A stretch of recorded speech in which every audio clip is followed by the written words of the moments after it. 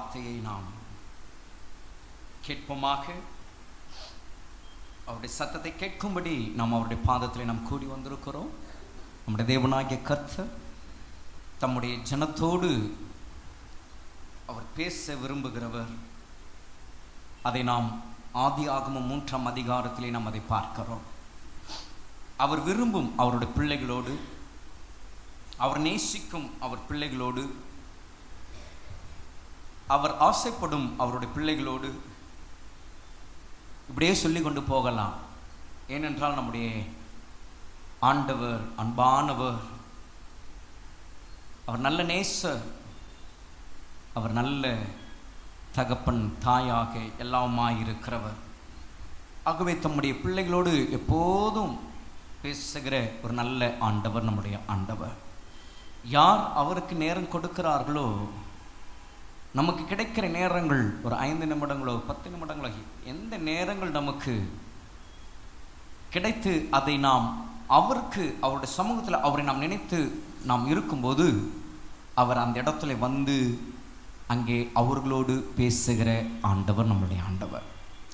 இதை சொல்லுகிறேன் என்றால், இதை கேட்கிற உங்களுடைய வாழ்க்கையிலே இதை நீங்கள் அனுபவிக்கிறவர்களாக இருக்கிறீர்கள். இதை நீங்கள் உங்களுடைய வாழ்க்கையை நீங்கள் உணர்கிறவர்களாக இருக்கிறீர்கள். அப்படியாக இன்றைக்கும் அவர் சபையோடு அவர் பேசும்படியாக இருக்கிறார். எடுத்துக்கொள்ளுவோம். கடந்த வாரத்தில் நான் சொல்லியிருந்தேன், நம்முடைய இந்த மாதம் வாக்குத்தத்த ஆராதனையில் அவர் நமக்கு சொன்ன அவருடைய வார்த்தைகளில் ஒவ்வொன்றையும் நாம் தியானித்து கொண்டு வருகிறோம். அப்படியாக இன்றைக்கும் ஒரு வார்த்தையை நாம் தியானிக்க போகிறோம். கடந்த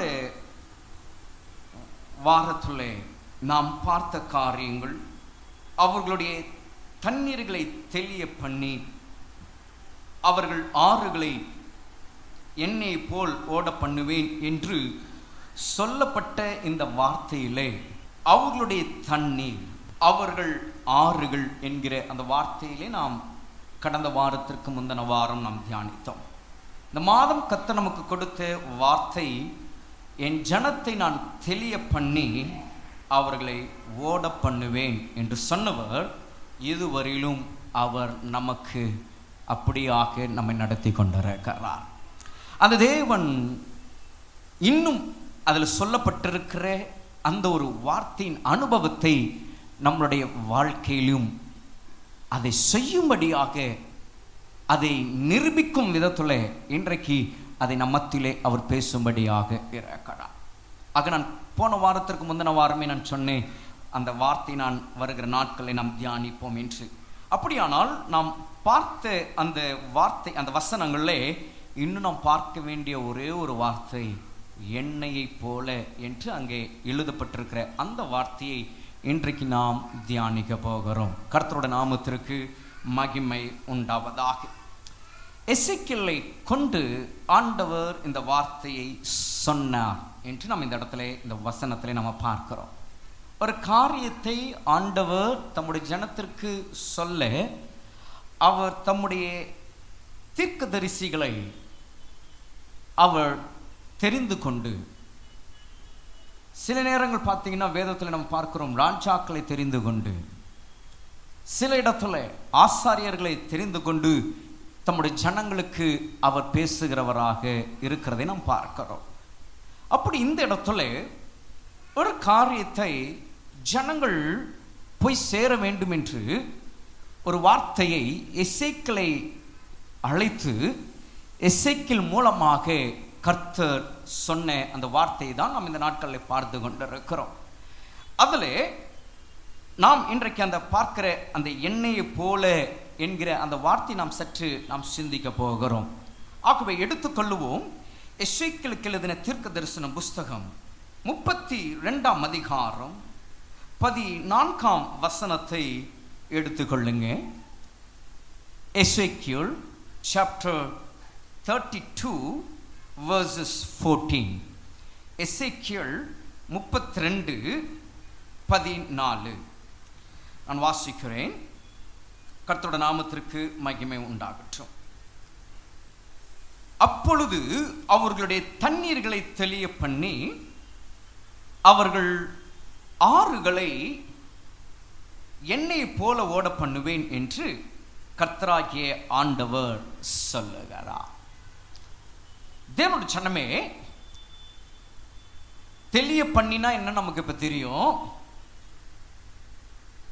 ஓட பண்ணுவேன்னா என்ன நமக்கு தெரியும்.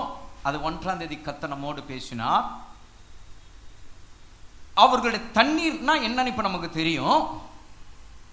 அவர்கள் ஆறுகள்னா என்ன நமக்கு தெரியும். கர்த்தர் சபையோடு கடந்த வாரத்திற்கு முந்தின வாரம் நம்மோடு அதை பற்றி பேசினார். இன்றைக்கு கர்த்தருடைய ஆவியானவர் சபையோடு கூட பேச போகிற காரியம் எண்ணெய், ஆயில். இந்த வார்த்தை நம்ம எல்லாருக்குமே அறிந்த ஒன்று.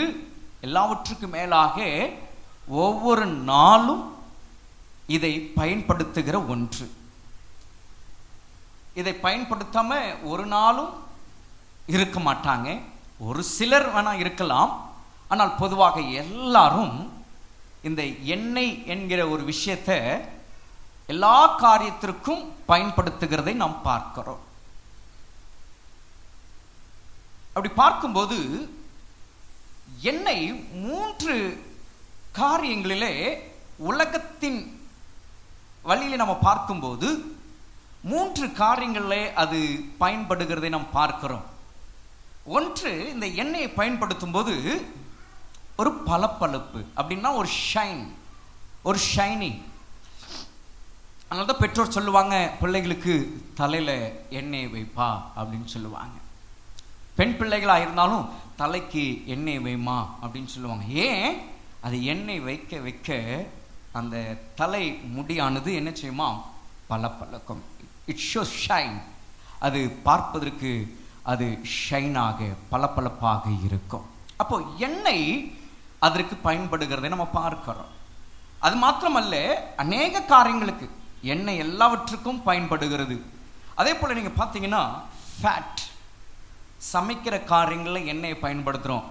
அதனால தான் விளம்பரங்களில் சில ஆயில், குறிப்பிட்ட ஆயில் மாத்திரம் நீங்கள் பார்த்தீங்கன்னா அந்த அட்வர்டைஸ்மெண்ட்டில் போட்டிருப்பாங்க, நோ ஃபேட், இதில் கொழுப்பு இருக்காது, நோ ஃபேட் அப்படின்னு அதில் ஒரு ஆட் பண்ணியிருப்பாங்க. ஏன்னா ரொம்ப கொழுப்பு வந்துட்டா அது சரீரத்தில் பலவீனத்தை கொண்டு போகும். அப்போது எண்ணெய் அந்த ஒரு விஷயத்திற்கும் அது பயன்படுகிறதாக இருக்கு. ஃபேட் ஒரு கொழுப்பு தன்மையை காண்பிக்கிறதாக இருக்கு. இன்னொரு விதத்தில் எண்ணெய் எதுக்கு இந்த உலகத்தில் பயன்படுத்துகிறாங்க அப்படின்னு பார்த்தீங்கன்னா, வழுவழுப்பு, அப்படின்னா கிரீஸ், அப்படின்னா என்ன, தொட்டா அது அப்படியே என்ன செய்யும், அப்படியே அது வலிக்கிட்டு போகும். கடந்த நாட்களில் கூட நம்ம எல்லாருக்கும் தெரியும், இந்த கரூர் பகுதியில் நடந்த அந்த நிகழ்ச்சியில் நடந்த ஒரு விஷயம். அங்கே ஒரு மனுஷனை பார்க்க அங்கே கூடியிருந்ததான மக்கள் எந்த விதத்திலும் எந்த ஒரு அசம்பாவிதம் நடக்கக்கூடாது. அதே போல அந்த ஒரு மாநாடு ஒன்று நடத்தினாங்க. அந்த மாநாட்டிலும் அப்படிதான், எந்த ஒரு அசம்பாவிதங்கள் ஒன்று நடந்துடக்கூடாதுன்னு சொல்லி, யாரும் அவரை தொட்டுறக்கூடாதுன்னு சொல்லிட்டு எல்லா பைப்பில் என்ன செஞ்சுருந்தாங்களாம், கிரீஸ் போட்டிருந்தாங்கன்னு ஒரு பேச்சு வந்தது.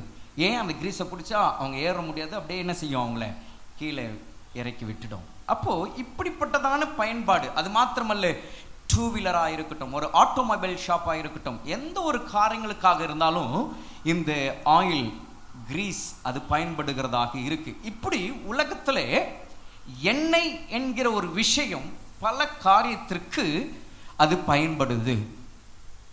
அதே போல் வேதத்தின் அடிப்படையில் நீங்கள் பார்த்தீங்கன்னாலும் எண்ணெய் பல காரியங்களுக்கு பயன்படுகிற ஒன்றாக இருக்கு. உதாரணத்திற்கு நான் உங்களுக்கு சில காரியங்களை வேதத்தில் நான் உங்களுக்கு காட்ட நான் விரும்புகிறேன். நீங்கள் வேதத்தில் நீங்கள் வாசித்து பாருங்க. 2 ராஜாக்கள் 4ஆம் அதிகாரம் 1 முதல் 7 வசனங்கள் வரையிலே நீங்கள் அங்கே பார்க்கும்போது அங்கே ஒரு சம்பவம் சொல்லப்படுகிறது. எலிசா அவருடைய காலத்திலே நடந்த ஒரு காரியம். அங்கே தீர்க்கதரிசி மனைவியை குறித்து, அவருடைய பிள்ளைகளை குறித்த ஒரு காரியம் அந்த இடத்துல சொல்லப்படுகிறதை நம்ம அந்த இடத்துல நாம் வாசிக்கிறோம். 2 ராஜாக்கள் 4ஆம் அதிகாரம் 1 முதல் 7 வசனங்கள் வரைக்கும் நம்ம அங்கே பார்க்கும்போது அந்த சம்பவம் நமக்கு தெரியும். ஆனால் அந்த முதல் வசனத்தை மாத்திரம் நான் வாசிக்கிறேன். 2 Kings chapter 4 verses 1 to 7. I will read the verses 1. தீர்க்கதரிசிகளுடைய புத்திரரில் ஒருவனுக்கு மனைவியாயிருந்த ஒரு ஸ்திரீ எலிசாவை பார்த்து, உமது அடியனாகிய என் புருஷன் இறந்து போனான், உமது அடியான் கர்த்தருக்கு பயந்து நடந்தான் என்பதை அறிவீர். கடன் கொடுத்தவன் இப்போது என் 2 குமாரரையும் தனக்கு அடிமைகளாக்கி கொள்ள வந்தான் என்றார். இந்த சம்பவம் நமக்கு தெரிந்த ஒன்று. எலிசாவை பார்த்து தீர்க்கதரிசிகளில் புத்தரில் ஒருவனுடைய மனைவி போய் ஒரு ஸ்டேட்மெண்ட் சொல்றாங்க. என்னன்னா, என்னுடைய கணவர் இறந்து போனார், அவர் எப்படிப்பட்டவர் என்பதை நீர் அறிவீர், அவர் கர்த்தருக்கு பயந்து நடக்கிற ஒரு மனுஷன் என்பதை நீர் அறிவீர். இந்த நேரத்தில் கடன் கொடுத்தவன், இதில் ஒரு விஷயத்தை நாம் தெரிந்து கொள்ளணும். கடன் வாங்கலாமா அப்படின்னு பார்த்தா வேதம் சொல்லுது, நீயோ கடன் வாங்க மாட்டாய், நீ என்ன செய்வாய், கடன் கொடுப்பாய் அப்படின்னு நமக்கு வேதம் சொல்லி இருக்கு. ஆனால் சில நேரங்கள், சில சந்தர்ப்ப சூழ்நிலைகள் நாம் சில தேவைகளுக்கு கடன் வாங்க வேண்டியதாக தான் இருக்கு. ஏன்னா இந்த இடத்துல வேதம் நமக்கு இந்த இடத்துல ஒரு காரியத்தை நமக்கு காட்டுகிறது. எலிசாவுடைய காலத்தில் ஒரு குடும்பத்தில் நடந்த ஒரு சம்பவம். கர்த்தருக்கு பயந்து நடக்கிற ஒரு குடும்பம் தான், கர்த்தருக்கு பயந்து நடக்கிற ஒரு குடும்பம், கர்த்தருக்கு பயந்து நடக்கிறாங்கனாலே கர்த்தருக்கு பிரியமான ஒரு குடும்பம் தான். ஆனால் என்னமோ ஏதோ அந்த குடும்பத்தினுடைய சூழ்நிலை கடன் வாங்க வேண்டியதாக இருந்திருக்கு. இப்ப அந்த கடனை கொடுக்க முடியாத ஒரு நிலையில ஒன்றை அறிந்து கொள்ளுங்க. எலிசாவினுடைய காலங்களில் தீர்க்கதரிசிகளின் புத்திரரில் அவருடைய குடும்பத்தில் நடந்த ஒரு விஷயத்துல கர்த்தர் இறங்கி ஒரு அற்புதத்தை அந்த இடத்துல அவர் செய்கிறார்னா, இந்த காலவழி இந்த சத்தத்தை கேட்டுக்கொண்டிருக்கிற உங்களோட வாழ்க்கையில ஒருவேளை அப்படிப்பட்டதான நிலையில நீங்கள் இந்த வார்த்தை நீங்கள் கேட்டுக்கொண்டு இருப்பீங்கன்னா, உங்களோட வாழ்க்கையிலும் கர்த்தர் செய்யவே இந்த காரியத்தை கர்த்தர் பேசி கொண்டிருக்கிறார். எத்தனை பேர் ஆமீன் என்று சொல்றீங்க? கவலைப்படாதீங்க. ஐயோ நம்ம கடன் வாங்கக்கூடாதே. ஆமா, நம்ம கடன் வாங்கக்கூடாது தான், வசனம் சொல்லுது கடன் கொடுப்போம்னு சொல்லி. ஆனால் பிரியமானவர்களே, கவலைப்படாதீங்க, கலங்காதீங்க, தைரியமாயிருங்க. இந்த காலவளை கர்த்தருடைய ஆவியானவர் விசேஷமாய் கடன் பாரத்தோடு கூட இருக்கிறவர்களுக்கு ஆவியானவர் ஒரு தொடக்கமாக சொல்லுகிறார், உங்களோட பயத்தை மாற்றுங்க, தைரியமாயிருங்க. இதோ எலிசாவின் காலங்களில் சர்வ வல்லமுள்ள தேவனாகிய கர்த்தர் அவர்களுக்கு செய்த அந்த அற்புதம் இன்றைக்கு உங்களுக்கு செய்யும்படியாகவே இந்த வார்த்தையை உங்களுக்கு நேராக அவர் பேசி கொண்டிருக்கிறார். சரி, இந்த இடத்துல அவரோட வார்த்தைக்கு நேராக நாம் கடந்து வருவோம். அப்ப இந்த இடத்துல நம்ம வாசிக்கிறோம், எலிசாவை பார்த்து இந்த ஸ்திரீ சொன்ன உடனே எலிசா இப்போ அந்த ஸ்திரீயை பார்த்து சொல்லுகிறார், நான் என்ன உனக்கு செய்ய வேண்டும், வீட்டில் உன்னிடத்துல என்ன இருக்கிறது சொல் என்றார். அதற்கு அவள், ஒரு குடம் எண்ணெய் அல்லாமல் உமது அடியாளுடைய வீட்டில் வேறு ஒன்றும் இல்லை என்றார். எல்லாரும் சேர்ந்து அந்த ஒரு வார்த்தை நம்ம சொல்லுவோமா? நான் சொல்லுகிற அந்த வார்த்தையை சொல்லுங்க பார்க்கலாம். ஒரு குடம் எண்ணெய் அல்லாமல். எல்லாரும் சொல்லுங்க, ஒரு குடம் எண்ணெய் அல்லாமல். சார், இந்த வார்த்தை நீங்கள் எப்படி சொன்னீங்கன்னு எனக்கு தெரியாது.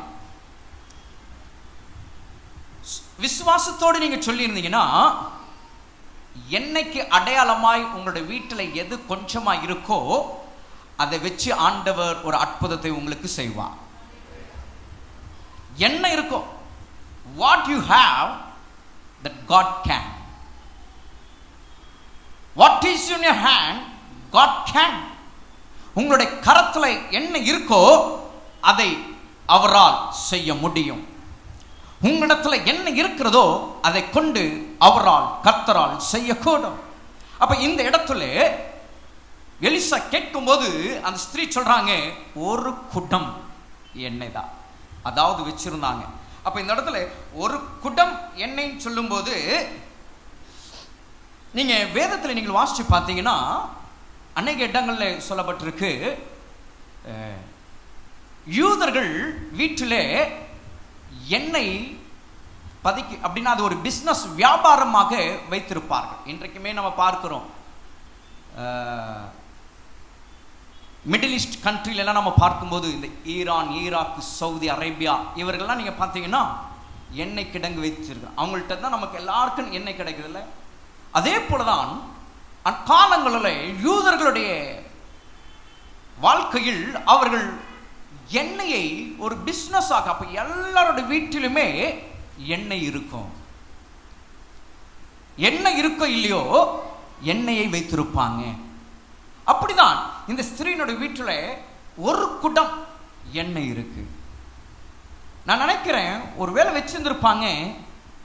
இந்த அவங்களுக்கு இருந்தது அந்த கடன் சுமை தாங்க முடியாம இருக்கிற எண்ணெய் எல்லாம் விற்று விற்று விற்று அவங்க அந்த கடனை அடைக்கணும்னு நினைச்சிருக்கலாம். அடைக்க முடியாமல் போயிருக்கலாம். ஏன்னா ஒரு கடன் பாரம்னு ஒன்று வந்துருச்சுன்னா அது பிரச்சனையில கொஞ்சம் போய் முடிச்சிருது.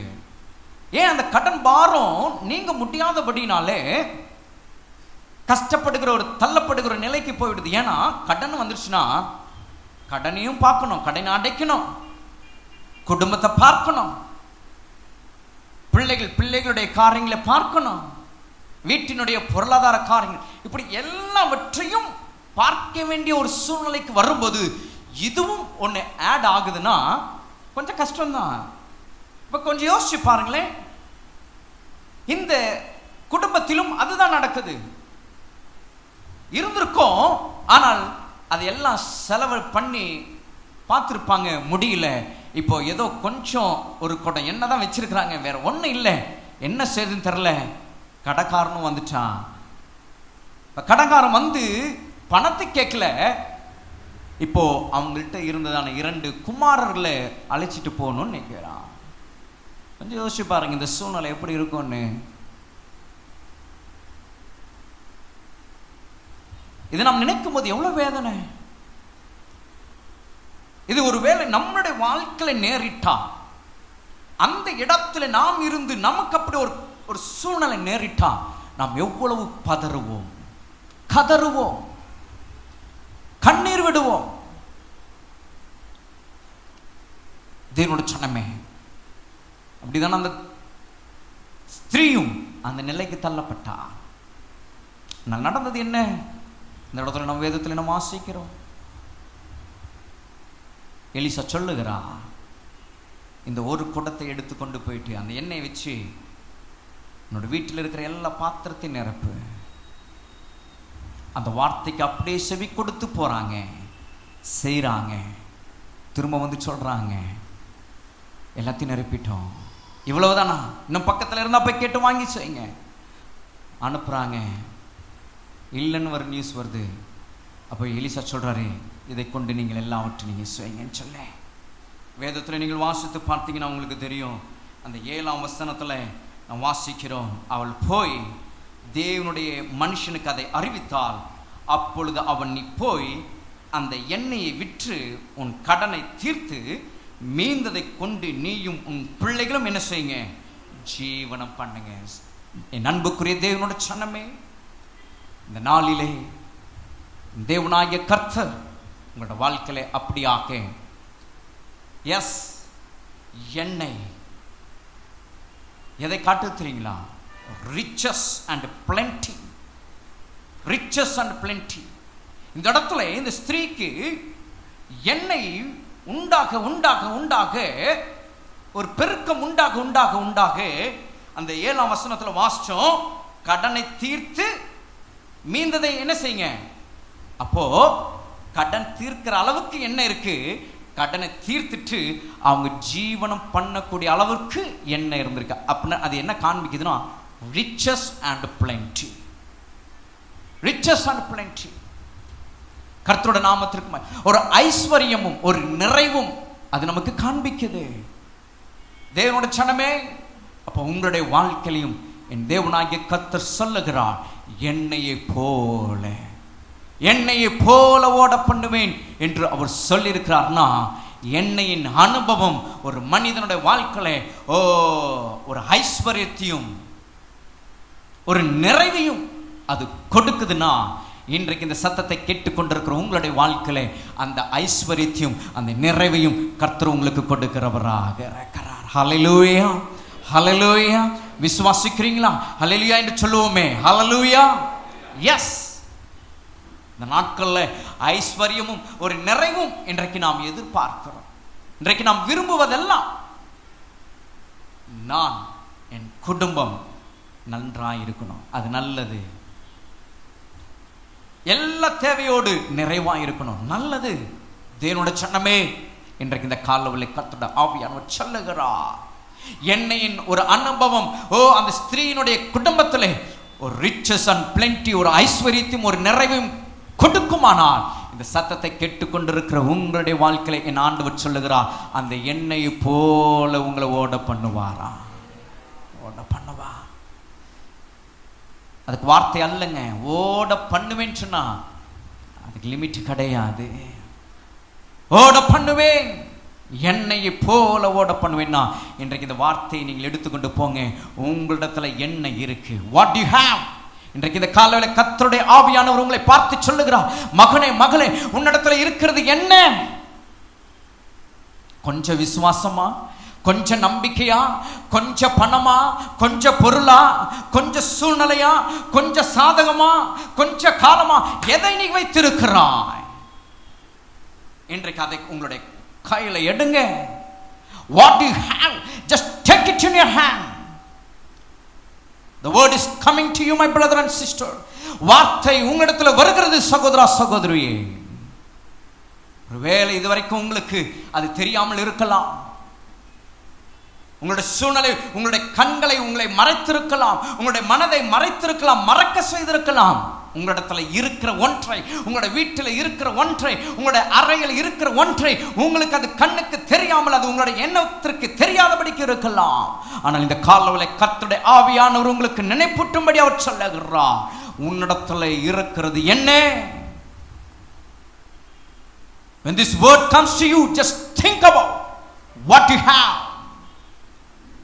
இந்த வார்த்தை உங்களுக்கு நேராய் வரும் பொழுது சிந்தித்து பாருங்க, என்ன உங்களிடத்துல இருக்கு. அது போதுங்க.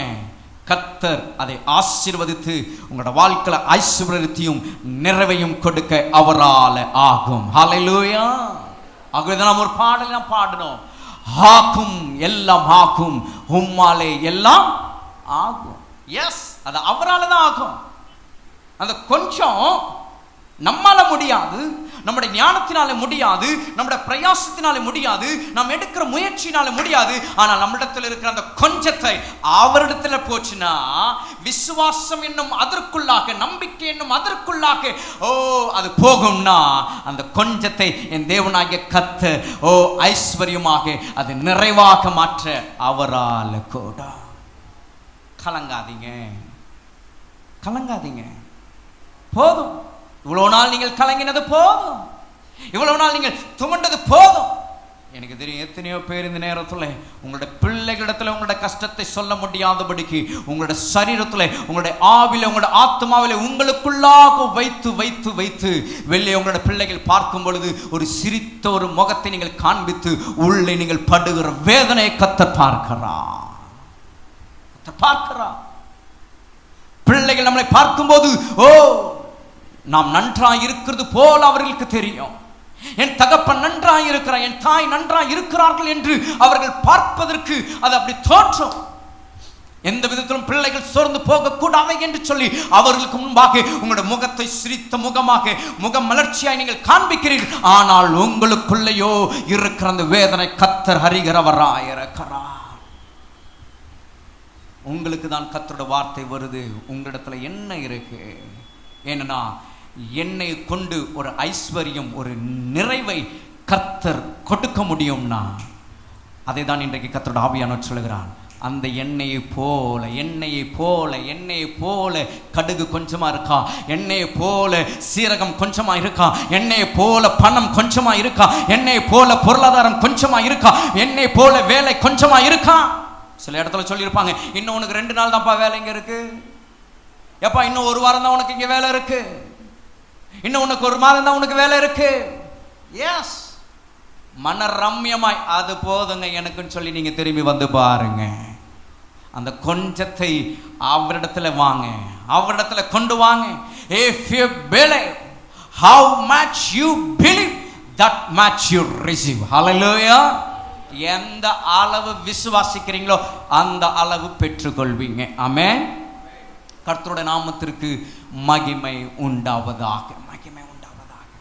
ஓகே, எண்ணெயின் மூலமாக இந்த குடும்பத்திலே என்ன நடந்ததாம்? ஒரு ரிச்சஸ் அண்ட் பிளென்டி, ஒரு ஐஸ்வர்யம் நிறைவு உண்டானதை நம்ம பார்க்கிறோம். இரண்டாவது, இந்த எண்ணெயின் மூலமாக நடந்த ஒரு காரியம் வேதத்தில் சொல்லப்பட்டிருக்கிறது. அதை நம்ம பார்க்கலாம். நீங்க வாசிச்சீங்கன்னா 1 சாமுவேல் 10ஆம் அதிகாரம் 1ஆம் வசனத்தை நீங்கள் வாசித்து பார்க்கும்போது, ரெஃபரன்ஸ்க்கு நான் உங்களுக்கு காண்பிக்கிறேன்.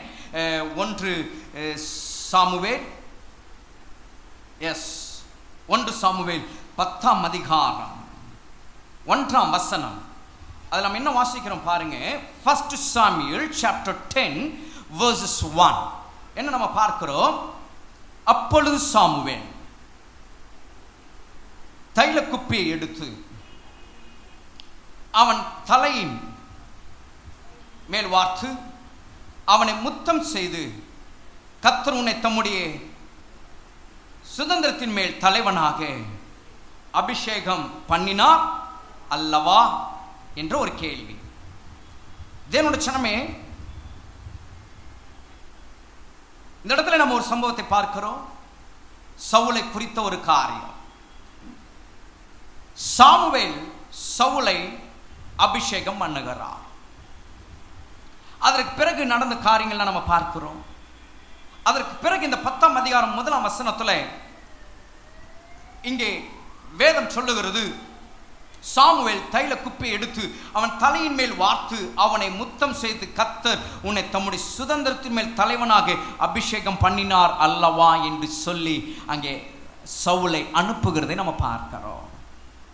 அதுல வார்த்தை அவன் தலையின் மேல் வார்த்து, தைல குப்பியை எடுத்து சவுலின் தலையின் மேல் வார்த்து. வார்த்துனா என்னங்க செஞ்சிருக்கிறார்? அப்ப அந்த இடத்துல எண்ணெயை ஊற்றிருக்கிறார். அன்றைக்கு ஒருவரை அபிஷேகம் பண்ண வேண்டுமானால் இந்த ஒரு அனுபவத்தை கடைபிடிக்கிறவர்களாக இருந்தார்கள். Is the rule. அது ஒரு சட்டமாக இருந்தது. ஒருவரை ஒரு காரியத்திற்கு அழைத்து அதை அபிஷேகம் பண்ணணும் அப்படின்னா அந்த எண்ணெயை அவள் தலையிலே ஊற்றுவார்கள். அப்படிதான் இங்கே சாமுவேல் சவுலின் மேல் அந்த காரியத்தை செய்கிறதை நம்ம பார்க்கிறோம். இன்னொரு இடத்துல இன்னொரு சம்பவத்திலே நம்ம பார்க்கிறோம். தாவீதினுடைய வாழ்க்கையில நம்ம பார்க்கிறோம். அதே 1 சாமுவேல் 16ஆம் அதிகாரம் 12, 13 வசனங்களை நீங்கள் வாசித்து பார்க்கும்போது அங்கே அதே மாதிரியாக சொல்லப்படுகிறதை நம்ம அங்கே வாசிக்கிறோம். 1 Samuel chapter 16 verses 12 and 13. 1 Samuel 16, 12, 13 வசனங்களை நாம் இப்படியாக நாம் வாசிக்கிறோம்.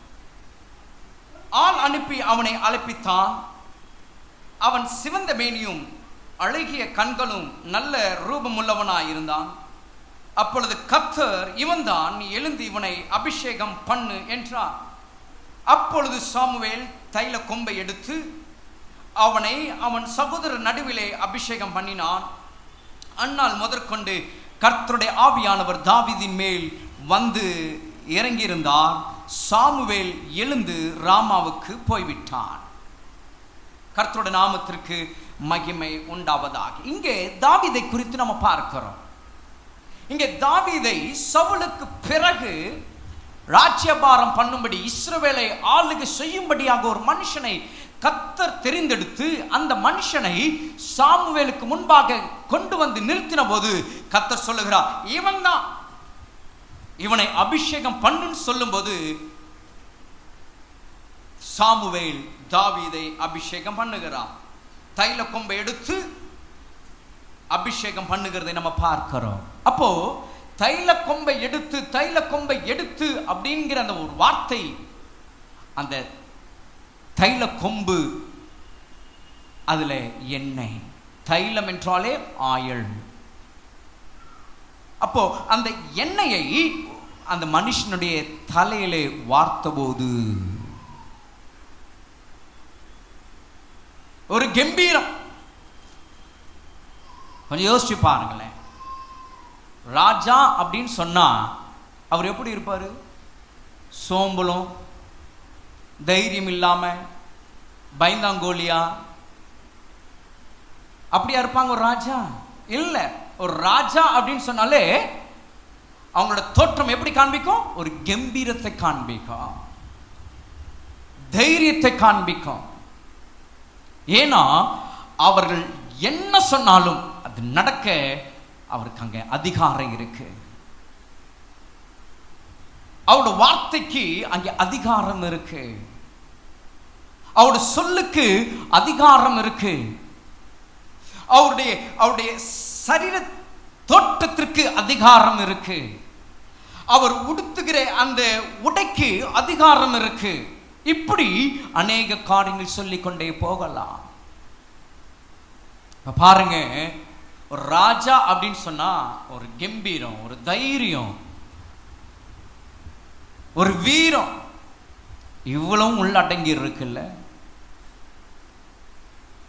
தேவனுடைய சனமே, இப்போ ஒரு மனிதன் அபிஷேகம் பண்ணப்படும் போது இது மூன்றும் அந்த மனுஷனுக்குள்ளாக உண்டாகிறது. அப்போ இங்க தாவீது, சவுலா இருக்கட்டும், எண்ணெயினாலே அவர்கள் அபிஷேகம் பண்ணப்பட்ட போது அவர்களுக்கென்று ஒரு கம்பீரம், அவர்களுக்கென்று ஒரு தைரியம், அவர்களுக்கென்று ஒரு வீரம் எல்லாம் அவர்களுக்குள்ளாக இருந்தது. தேவனுடைய சனமே, கர்த்தருடைய பிள்ளைகள் இந்த நாட்கள்ல எண்ணெய் அபிஷேகத்திற்கு அடையாளமாய் இருக்குதுன்னு சொல்லும் போது கர்த்தருடைய சனம் இந்த சத்தத்தை கேட்டுக்கொண்டிருக்கிறவங்களோட வாழ்க்கையில எத்தனை பேர் அந்த அபிஷேகத்தை பெற்றவர்களாய் இருக்கிறீர்கள்? ஒரு ராஜாவாக அபிஷேகம் பண்ணப்படுகிற ஒரு மனுஷனுக்கு அதற்கு அடையாளமாக ஒரு தைல கொப்பியை எடுத்து அவன் தலையின் மேலே வார்க்கும் போது அது அந்த எண்ணெய் அவருடைய சிரசின் மேல் அது ஊற்றப்படும் போது ஒரு அதற்குரிதான அந்த தகுதி வந்த பிறகு ஒரு கம்பீரம், ஒரு தைரியம், ஒரு வீரம் ஒரு மனுஷனுக்குள்ளாக உண்டாகுமானால், தேவனுடைய சனமே, கர்த்தருடைய பிள்ளைகள், கர்த்தருடைய ஜனம், கர்த்தருடைய ஆவியானவர் பொழிந்தருளுகிற, அவர் அருளுகிற அந்த அபிஷேகம் உங்கள் மேல் இருக்குமானால், உங்கள் சிரசின் மேல் தங்கிருக்குமானால், ஓ ஹல்லேலூயா, உலக பிரகாரமாக ஒரு ராஜாவுக்குள்ளாக ஒரு கம்பீரம் இருக்கும்னா, ஒரு வீரம் இருக்கும்னா, ஒரு தைரியம் இருக்கும்னா, நான் சொல்லுகிறேன், கர்த்தருடைய பிள்ளைகள், கர்த்தருடைய ஆவியானவருடைய அபிஷேகம் உங்களுக்குள்ளாக இருக்கும்னா, அந்த கம்பீரம், அந்த வீரம், அந்த தைரியம் உங்களுக்குள்ளாக இருக்கும். ஹல்லேலூயா. இன்றைக்கு எத்தனை பேர் அந்த விதமாக நாம் இருக்கிறோம்? Because it shows, the oil shows, anoint. எண்ணெய் இந்த இடத்துல ஒரு அபிஷேகத்தை காண்பிக்கிறது. இந்த மனுஷர்களுக்கு இந்த எண்ணெயானது ஒரு அபிஷேகத்தினாலே அவர்களுக்கு ஒரு அதிகாரத்தை காட்டுகிறது என்றால், தேவனுடைய சனமே, இன்றைக்கு பரிசுத்த ஆவியானவர்னாலே அந்த அபிஷேகம் ஒவ்வொரு ஜனங்களுக்கும் ஊற்றப்படுகிறதா இருக்கிறது.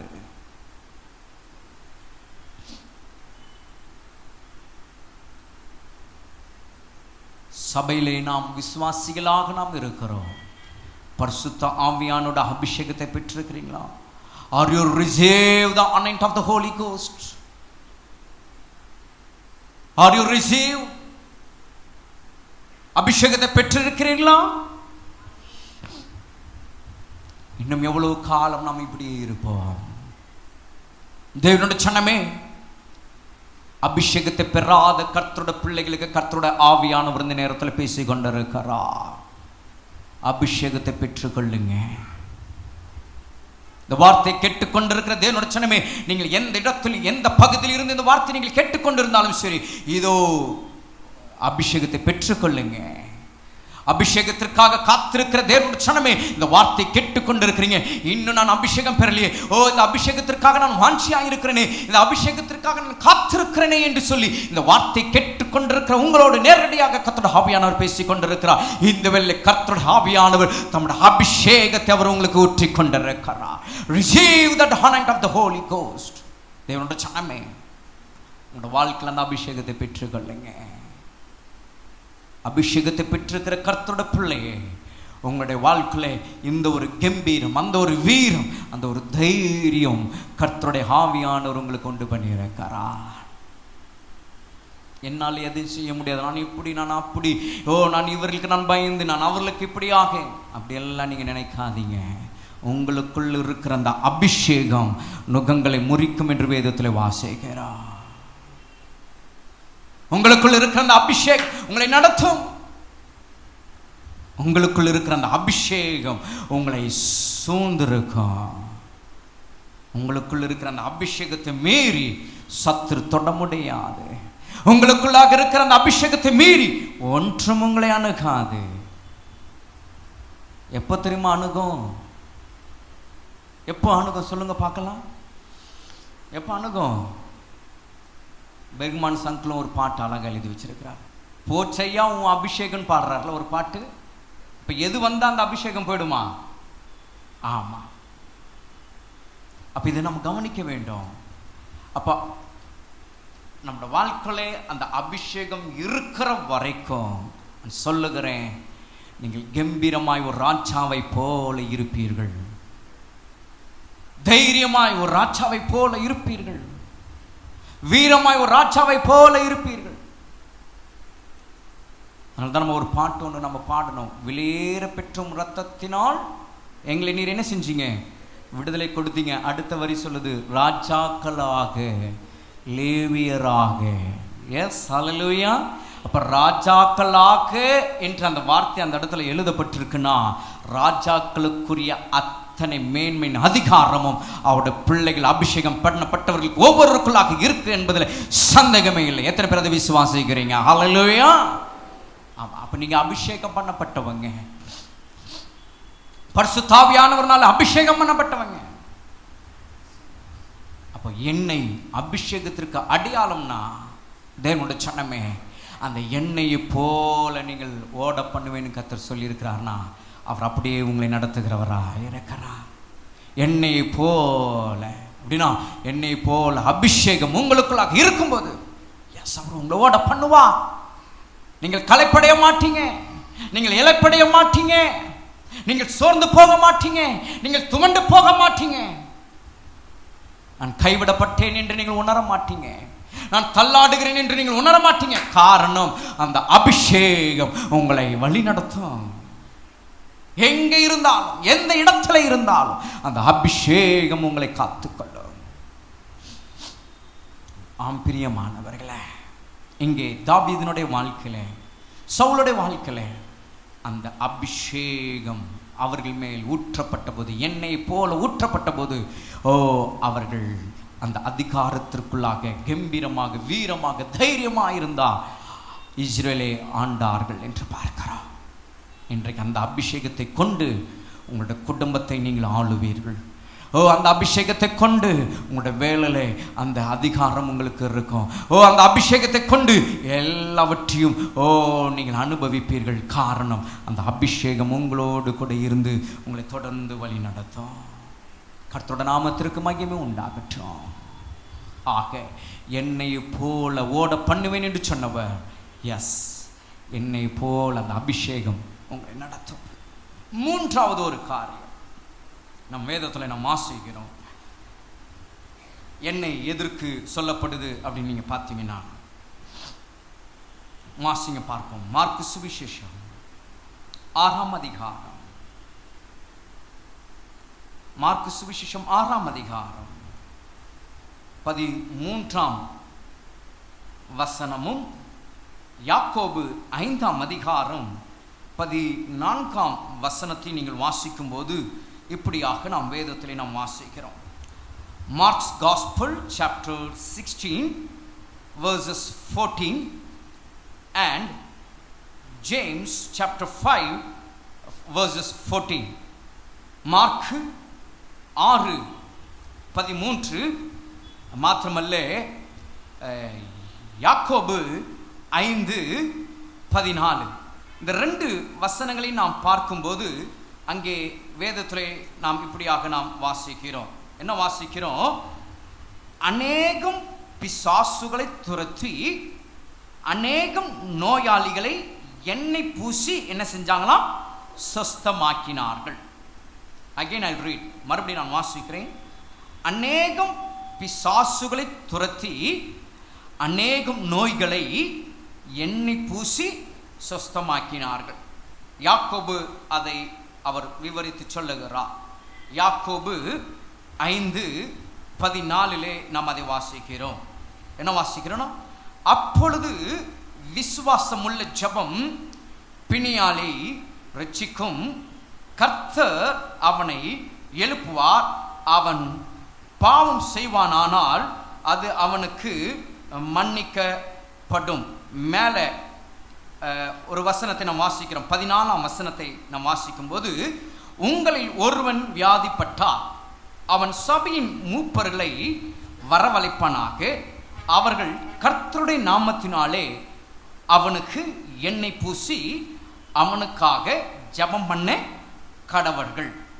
அவர்கள் கர்த்தருடைய நாமத்தினாலே அவனுக்கு எண்ணெய் பூசி அவனுக்காக ஜெபம் பண்ண கடவர்கள், அப்பொழுது ரட்சிக்கப்படுவார்கள்.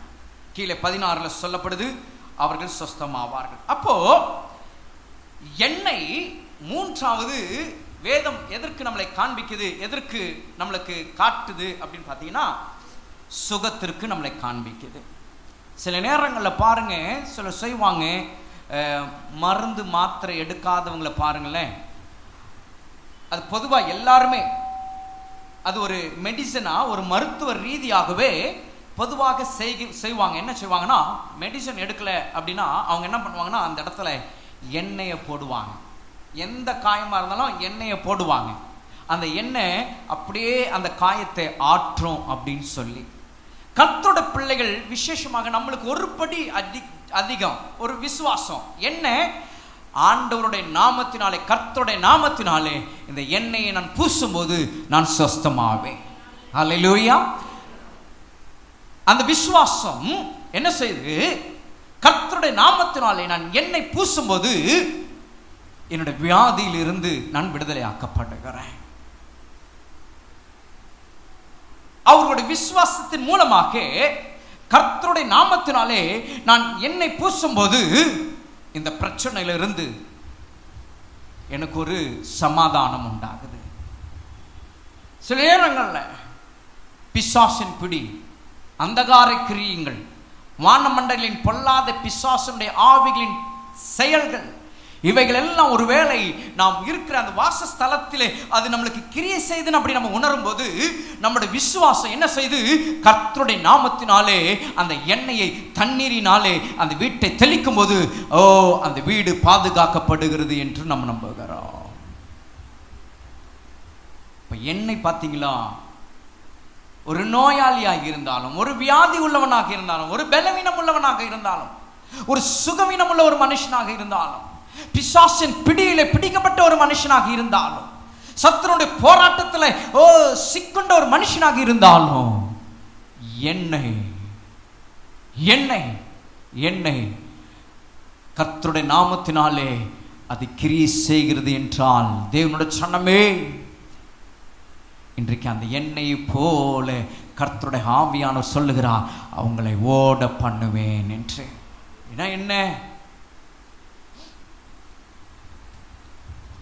என்னங்க? எண்ணெயின் மூலமாக நம்முடைய வாழ்க்கையில ஒரு சுத்தம், ஒரு கிளீன், ஆவில ஒரு கிளீன், ஆத்மாவில் ஒரு கிளீன், சரீரத்தில் ஒரு கிளீன். ஆவில ஒரு சுத்தம், ஆத்மாவில் ஒரு சுத்தம், சரீரத்தில் ஒரு சுத்தம் கர்த்தர் உண்டு பண்ணுகிறாரா. ஒரு எண்ணெயின் மூலமாக ஒரு வியாதி நீங்கும்னா, ஒரு எண்ணெயின் மூலமாக ஒரு சூழ்நிலை மாறும்னா, எண்ணெயின் மூலமாக பிசாசிலிருந்து ஒரு விடுதலைனா, தேவனுடைய ஜனமே ஒன்றை அறிந்து கொள்ளுங்க, அந்த எண்ணெயை போல கர்த்தருடைய ஆவியானுடைய நாமத்தினாலே உங்களுடைய வாழ்க்கையில ஒரு சுத்தமான ஒரு சூழ்நிலை கர்த்தர் உங்களுடைய ஆவி ஆத்துமா சரீரத்தில் அவர் உண்டு பண்ணுகிறவரா இருக்கிறா. ஏன் அப்படின்னா, நம்ம ஒவ்வொரு நாள் என்ன செய்யறோம், வெளியே போயிட்டு வரோம், வெளியே போகிறோம். காலையில் நல்ல பாத் எடுத்துட்டு தான் நம்ம வெளியே போகிறோம். ஆனால் அந்த ஒரு ஃப்ரெஷ்னஸோடு நம்ம திரும்பி வர்றோம் இல்லை. நம்ம வீட்டுக்கு வரும்போது நம்முடைய சரீரத்தில் பலவிதமான டஸ்ட், அசுத்தங்கள் நமக்கே தெரியாமல் நம்ம மேலே படுது. நாம் யூஸ் பண்ணுற அந்த கிளாத், அந்த உடை டஸ்ட்னாலே கரைப்படுது. நம்முடைய கைகள், நம்முடைய முகங்கள் ட்ராவல் பண்ணும்போது வெளியே இருக்கிற அந்த டஸ்ட்டு. இப்போ நம்ம என்ன செய்கிறோம்? வீட்டுக்கு வந்தோடனே ஒரு ரெஃப்ரெஷ் பண்ணுறோம், ஒரு ரெஃப்ரெஷ். அதே போல தான் தேவனுடைய சனமே, நம்முடைய தேவனாகிய கர்த்தர் அவருடைய நாமத்தினாலே, கர்த்தருடைய நாமத்தினாலே, கர்த்தருடைய நாமத்தினாலே நம்முடைய ஆவி, நம்முடைய ஆத்துமா, நம்முடைய சரீரத்தை அவர் சுத்தமாக்குகிறார், சுத்தமாக்கி கொண்டிருக்கிறார். ஆகவே தான் வெளிப்படத்தில் நம்ம வாசிக்கிறோம், பரிசுத்தம் உள்ளவன் இன்னும் பரிசுத்தமாகட்டும், நீதி செய்கிறவன் இன்னும் நீதி செய்யட்டும் அப்படின்னு அந்த ஒரு வார்த்தை அங்கே கொடுக்கப்பட்டிருக்கு. அப்படின்னா அந்த காரியத்தை செய்கிற கர்த்தருடைய பிள்ளைகளுக்கு கர்த்தருடைய ஆவியானவர் அவருடைய நாமத்தினாலே அவர்களை சுத்தமாக்குகிறவராயிருக்கிறார், சுத்தமாக்குகிறவராயிருக்கிறார். அப்ப இந்த இடத்துல நம்ம வாசிக்கிறோம்,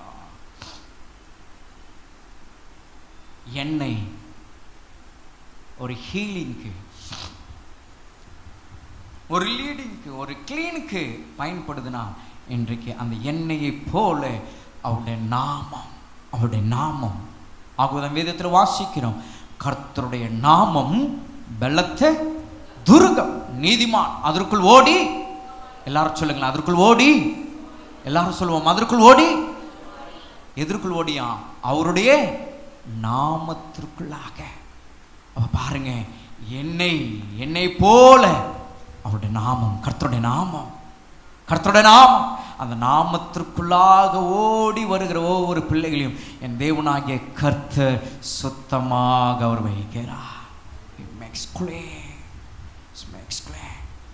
இன்றைக்கு நமக்கு அதுதாங்க தேவை. இன்றைக்கு நம்முடைய வாழ்க்கையில இந்த உலக பிரகாரமாக நம் இந்த உலகத்தில் ஜீவனம் பண்ணுகிற இந்த காலங்களில் ஆவிக்குரியவர்களாய் நாம் இருப்பதற்கு அவர் நம்மளை சுத்தம் பண்ணி கொண்டே இருக்கிறார் அவருடைய நாமத்தினால. ஏன்னா நம்ம எவ்வளோ பலவீனங்களுக்குள்ளாக நம்ம போகிறோம், நம்மையும் அறியாமல் பல தப்பிதங்கள், எவ்வளோ குறைவுகள் நமக்குள்ளாக வந்து விடுகிறது. அது எல்லாம் அவர் மன்னித்து அவர் நம்மளை என்ன செய்கிறார்? அவருடைய நாமத்தினாலே அவர் நம்மளை சுத்தம் பண்ணி கொண்டே இருக்கிறார். இன்றைக்கு அதை உங்களுடைய வாழ்க்கையில கர்த்தர் செய்கிறவராக இருக்கிறார். இன்றைக்கு கர்த்தர் அதை உங்களுக்கு செய்கிறவராக இருக்கிறார். ஆகவேதான் யோபு இப்படியாக ஒரு காரியத்தை அவர் சொல்லுகிறார். நீங்கள் யோபு 29ஆம் அதிகாரம் 6ஆம் வசனத்தை நீங்கள் வாசித்து பார்க்கும்போது அங்கே யோபு என்ன சொல்றார் தெரியுங்களா? யோபு 29:6, ஜோப் chapter 29 verses 6. என் பாதங்களை நான் நெய்யினால் கழுவினேன், கண்மலையில் இருந்து எனக்காக எண்ணெய் நதி போல் ஓடி வந்தது, அந்த செல்வ நாட்களின் சீர் இப்போது இருந்தால் நலமாயிருக்கும். எவ்வளவு அழகா சொல்றார் பார்த்தீங்களா? என் பாதங்களை நான் நெய்யினால் கழுவினேன். அப்புறம் சொல்றாரு, கண்மலையில் இருந்து எனக்காக எண்ணெய் எப்படியா நதியை போல ஓடி வந்தது, நதியை போல ஓடி வந்தது. அதனால்தான் எசேக்கியேல் வேதம் சொல்லுகிறது, அவர்கள் ஆறுகள் எண்ணெயை போல ஓட பண்ணுவேன். ஆமென், ஹல்லேலூயா. ஆமா, ரெண்டுத்துக்கும் டிஃபரன்ஸ் சொல்ல. எண்ணெய் ஆறு எண்ணெய். மீகாவை நீங்கள் வாசித்து பார்ப்பீங்கன்னா அங்கே வேதம் சொல்லுகிறது, கர்த்தருடைய நாமத்திற்கு மகிமை உண்டாகட்டும் பிரியமானவர்களே. அப்ப இந்த இடத்துல அவர் சொல்றார் பாருங்க, கண்மலையில் இருந்து எனக்காக எண்ணெய் நதியை போல ஓடி வந்தது, அந்த செல்வ நாட்கள். அந்த நாட்கள் எப்படியா? செல்வ நாட்கள். அந்த நாட்கள் செல்வ நாட்கள். தேவனுடைய சனமே, இந்த சத்தத்தை கேட்டுக்கொண்டிருக்கிற உங்களுடைய வாழ்க்கையில இதோ அந்த செல்வ நாட்களை கர்த்தர் உங்களுக்கு கொண்டு வருகிறார். அந்த செல்வ நாட்களுக்குள்ளாக கர்த்தர் உங்களை நடத்துகிறார். அந்த செல்வ நாட்களுக்குள்ளாக உங்களை நடத்த விரும்புகிறார். இந்த சத்தத்தை கேட்டுக்கொண்டிருக்கிற உங்களுடைய வாழ்க்கையில எஸ், எண்ணெய் ஐஸ்வர்யத்தையும் நிறைவை போன்று, எண்ணெய் அபிஷேகத்தை போன்று, எண்ணெய் கர்த்தருடைய நாமத்தை போன்று இந்த காலவெளியிலே கர்த்தருடைய ஆவியானவர் சொல்லுகிறார், என்னை போல நான் ஓட பண்ணுவேன். ஐஸ்வர்யம் நிறைவும் உங்களோட வாழ்க்கையில் இருக்கும். அபிஷேகம் உங்களிடத்தில் இருக்கும், கர்த்தருடைய நாமம் உங்களிடத்தில் இருக்கும். அதனால் ஓடுவீர்கள், அதனால் ஓடுவீர்கள், அதனால் ஓடுவீர்கள். கர்த்தருடைய நாமத்திற்கு மகிமை உண்டாவதாக, மகிமை உண்டாவதாக. ஆகவேதான் நீதிமொழிகள் ஒரு வசனத்தை நாம் வாசிக்கிறோம். நீதிமொழிகள் 21ஆம் அதிகாரம் 20ஆம் வசனத்தை நாம் வாசிக்கும் போது அங்கே நாம் இப்படியாக நாம் வாசிக்கிறோம். Proverbs chapter 21 verses 20. வேண்டிய திரவியமும் எண்ணெயும் ஞானவான்களுடைய வாசஸ்தலத்தில் உண்டு. எல்லாரும் வாசிக்கலாமா? எல்லாரும் எடுத்துக்கொள்ளுங்க அந்த வசனத்தை. Proverbs chapter 21 verses 20. நீதிமொழிகள் 21ஆம் அதிகாரம் 20ஆம் வசனம். வேண்டிய திரவியமும் எண்ணெயும் ஞானவான்களுடைய வாசஸ்தலத்தில் உண்டு. எத்தனை பேர் விசுவாசிக்கிறீங்க? என்னுடைய வாசஸ்தலத்தில் எண்ணெய் இருக்கு. ஹல்லேலூயா. என்னுடைய வாசஸ்தலத்தில் எண்ணெய் இருக்கு. விசுவாசிங்க. அப்படின்னா எண்ணெய் இருக்குனாலே என்ன இருக்குங்க? ரிச்சஸ் அண்ட் பிளென்டி, ஐஸ்வர்யமும் நிறைவும் இருக்கு. எங்க இருக்கு? வாசஸ்தலத்தில் இருக்கு. எண்ணெய் உங்க வாசஸ்தலத்தில் இருக்கு அப்படின்னா அபிஷேகம் இருக்கு. அப்ப அபிஷேகம் எங்க இருக்கு? வாசஸ்தலத்தில் இருக்கு. ஓ, எண்ணெய் இருக்கு அப்படின்னா உங்க வாசஸ்தலத்தில் எண்ணெய் இருக்குன்னா மூன்றாவது பார்க்கிறோம், கர்த்தருடைய நாமம் இருக்கு. அப்ப உங்களோட வீட்டின் வாசஸ்தலத்தில் என்ன இருக்குங்க? கர்த்தருடைய நாமம் இருக்கு. எத்தனை பேர் அதை விசுவாசிக்கிறீங்க? என்னோட வாசஸ்தலத்தில் ஐஸ்வர்யம், நிறைவும், அபிஷேகமும், கர்த்தருடைய நாமமும் என்னோட வாசஸ்தலத்தில் இருக்கு.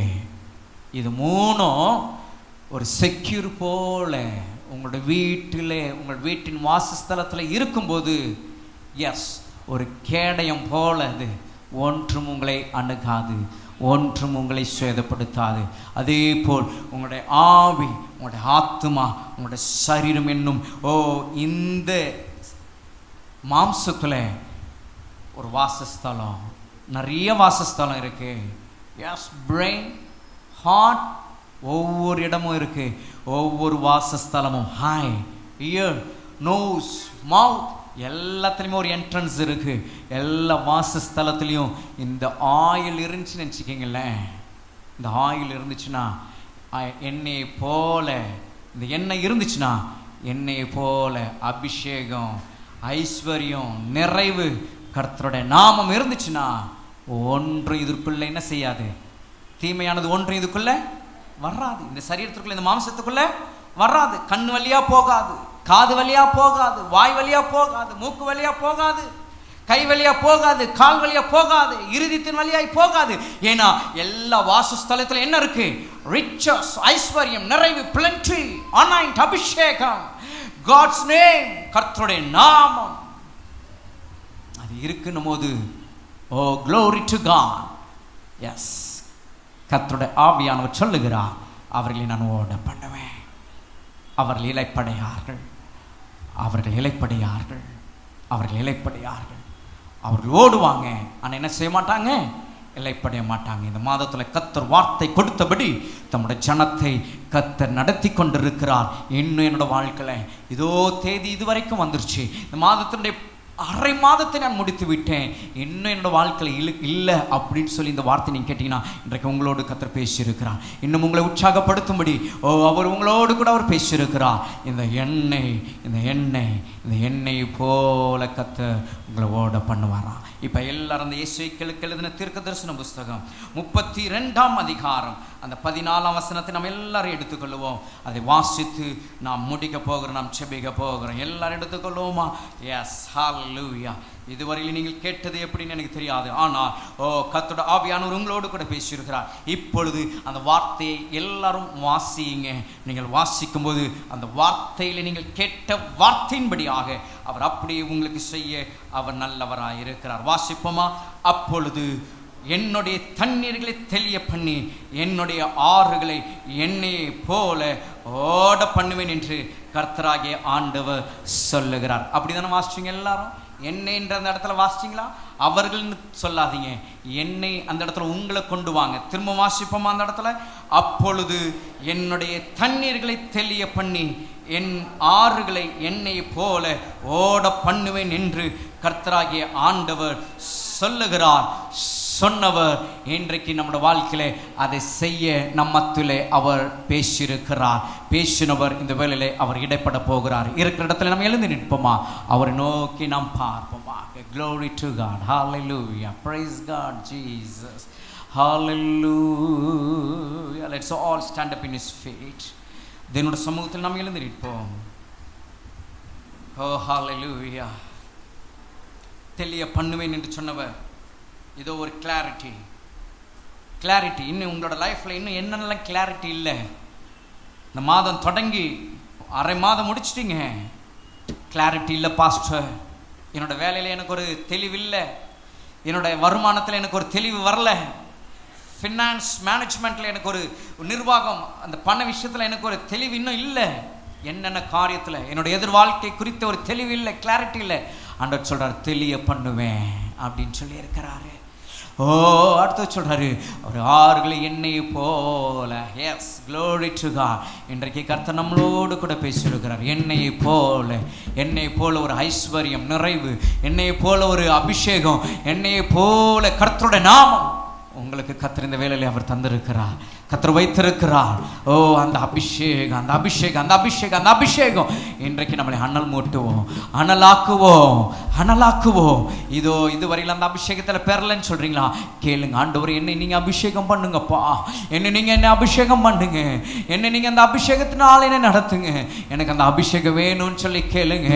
ஓ, ஹalleluya, ஹalleluya, ஹalleluya, ஹalleluya, ஹalleluya. நல்லவர் நீ நல்லவர். கேட்போமா?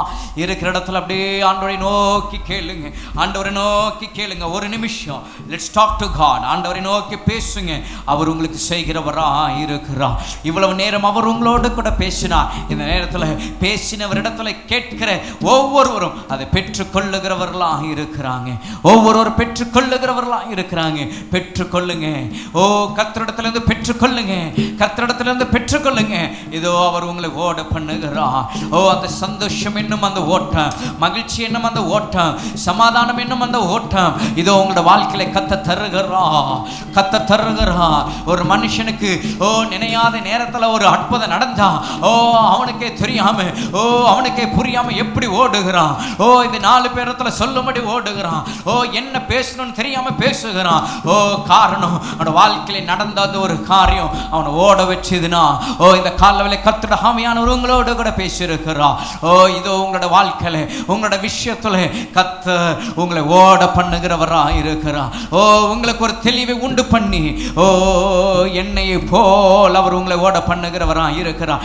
நம்புகிறவங்க, இந்த வேளையில அவரை விசுவாசிக்கிறவங்க, என்னோட வாழ்க்கையில் அதை அப்படியே அவர் செய்கிறார் என்று சொல்லுகிறவங்க, இதோ இந்த வேளையில அதை அனுபவிக்கிறவங்க கரங்களை தட்டி அவருடைய நாமத்தை மகிமைப்படுத்துங்க. பார்ப்போம். ஹalleluya, hallelujah, hallelujah, hallelujah, hallelujah, hallelujah, hallelujah, hallelujah, hallelujah. நன்றி ஆண்டவரே. என்னை ஆனந்த தைலத்தால் அபிஷேகம் செய்திடும் ஆவியானவரே, என்னை ஆனந்த தைலத்தால் அபிஷேகம் செய்திடும் ஆவியானவரே,